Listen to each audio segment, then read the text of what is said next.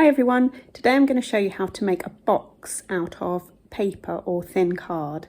But once you've mastered how to make the box, the possibilities are endless, I think. So I'm starting off with a piece of thickish paper. I've chosen orange because that's one of the rebuild colours. And the first thing you need to do is get an exact square. Now this is the one most important thing that you need to do. So in order to do that, I'm going to fold down the corner, make sure it's level.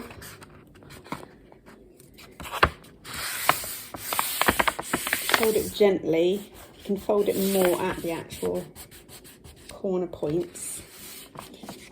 And then I'm going to cut the excess off.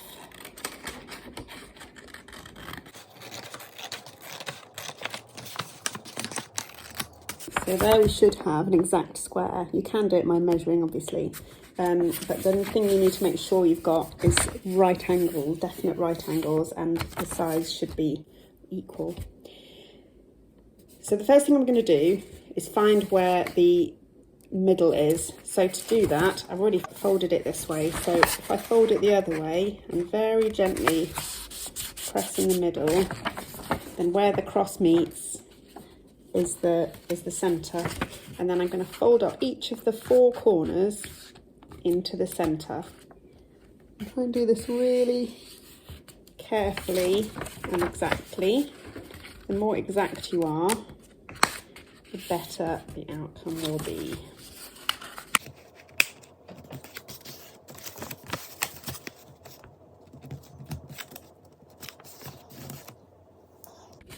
Once I've done that, I'm going to fold up half of it up to the halfway point, the middle point again, and turn it round and fold the other half up. Once you've done that, unfold those, do the same with the other two sides and fold them up to the middle point.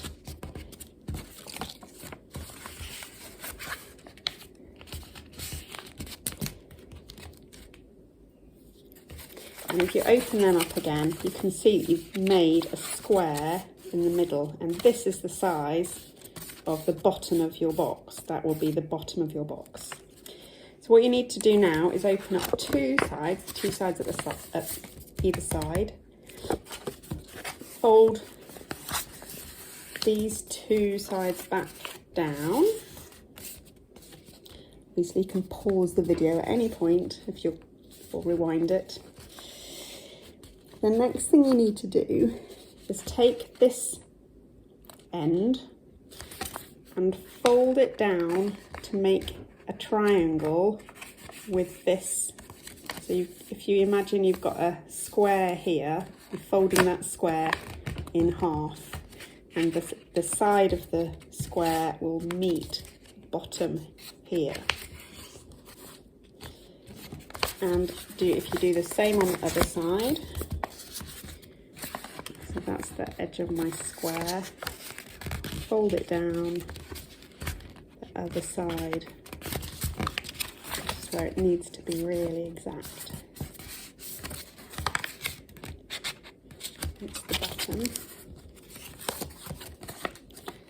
And then if you turn it over and do exactly the same again,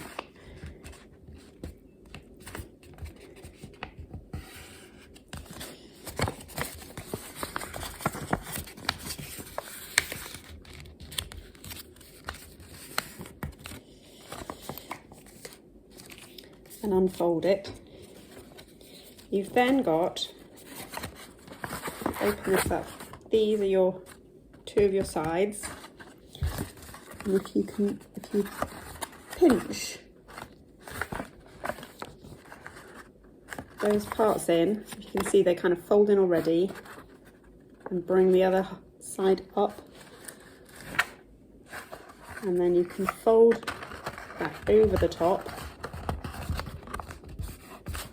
and your triangle goes into the bottom. Do it on the other side as well.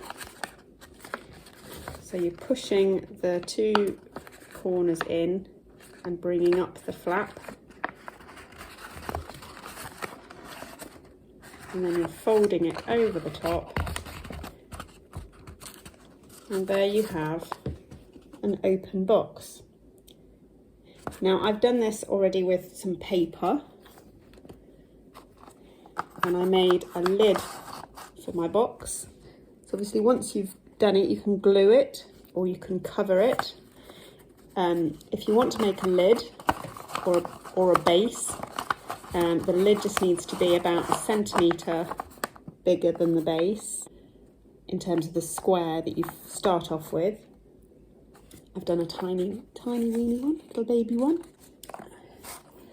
The other thing I've done is I had some spare fat quarters or fabric and some heavyweight interfacing, so I cut out the fat quarters into squares, which you have to be very careful to do because the material does move around a bit when you're trying to measure it and cut it out to get an exact square. And then I ironed on the heavyweight interfacing and made this one a little bit bigger.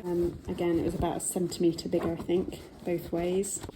And I ironed the folds as I did them, even the end ones.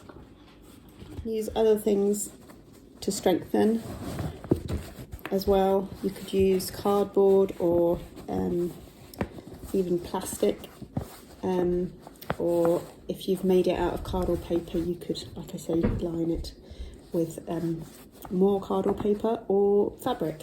You could stick fabric on it, depends what you've got in the house. Or you can embellish it more. You could put some ribbon around the edge or do a bit of sewing. You could sew it together. So obviously you can have it as top and bottom, or once I've glued the insides in, you could have it as 2 separate boxes to put anything in, really. I've got loads of bits and pieces now for the sewing, so I might store some sewing things in those boxes.